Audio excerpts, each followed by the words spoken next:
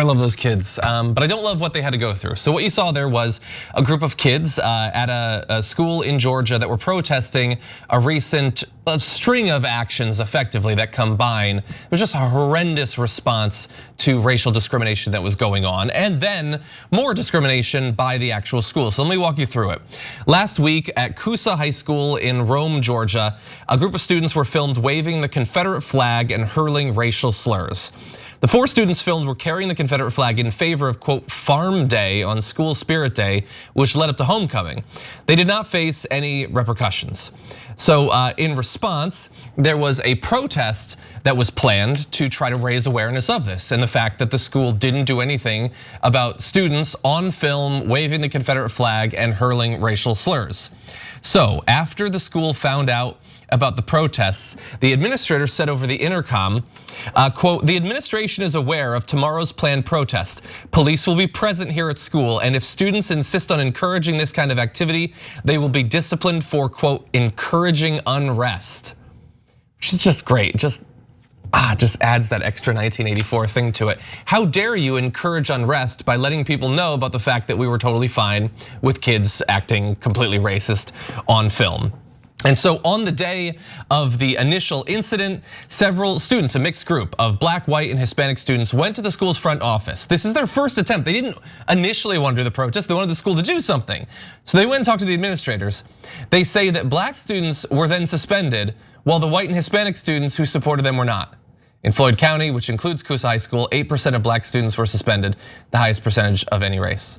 So even in their initial bid to do something about it, there was, it looks like, fairly explicit racial discrimination by the school targeting kids that were trying to have something done about the racial language that they had seen. No, it doesn't look like it, it is. I'll tell you right now, the administrator that made that decision is a flat out racist.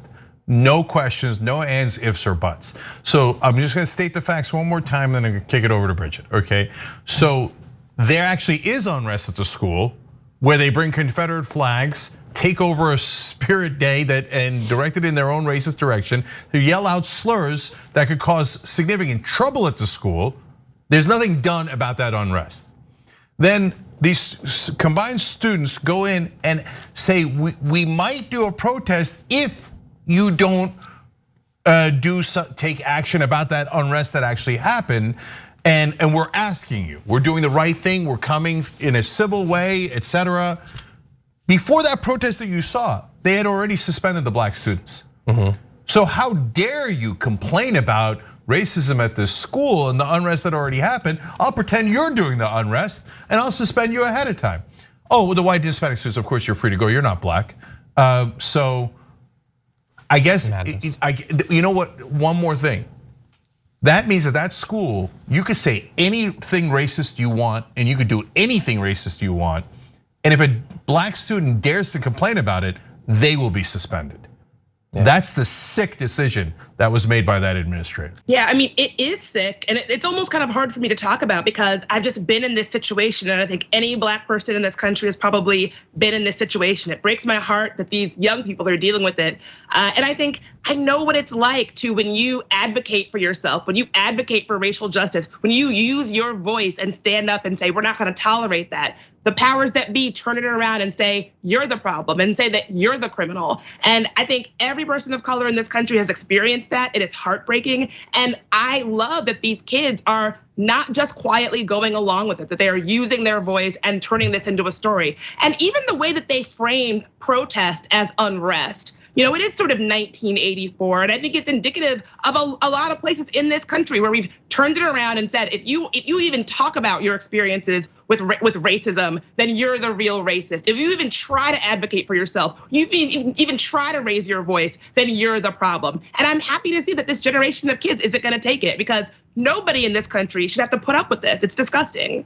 You know, and what my final point, it reminds me, just this morning on the Damage Report, we talked about another story, and there's this pattern of schools being the real problems in some cases. Like the students were terrible. In the story I'm about to tell you, there was a teacher, and the teacher was an art teacher, and he got into a conversation about race and history, and he started talking about how if young Black men use the N-word, he should get to. That whole thing, a teacher, like a month ago said that.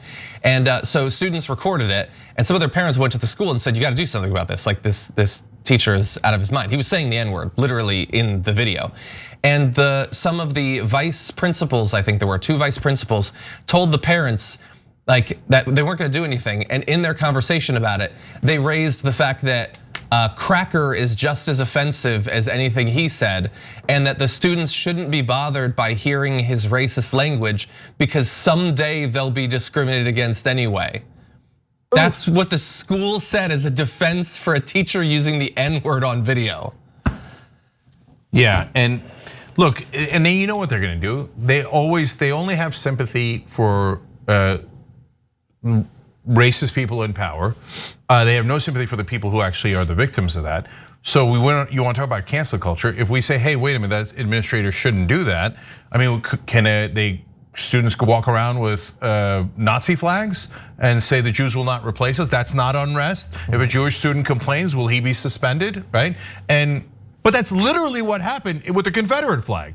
Racial slurs, Confederate flag to defend slavery, where they kept some of us, meaning Americans, as property and beat and murdered, etc. And they celebrate that. And then when you say, hey, can you not do that as an administrator? They're like, oh, cancel culture. That poor administrator. Well, how about the student who used his free speech to go say, hey, could the administration do something about the racist on campus? Cancel them, suspended. Is the right wing doing a rally for the black students who were suspended because their speech rights were taken away and they were canceled, literally out of school, right? Nope. Funny enough, they don't care about that version of cancel culture. It's weird. Interesting. It's almost as if they're not concerned about freedom of speech, but just concerned about defending racists. Yeah. Maybe. Thanks for watching The Young Turks, really appreciate it. Another way to show support is through YouTube memberships. You'll get to interact with us more. There's live chat emojis, badges. You've got emojis of me, Anna, John, JR. So those are super fun. But you also get playback of our exclusive member-only shows and specials right after they air. So all of that, all you gotta do is click that join button right underneath the video. Thank you.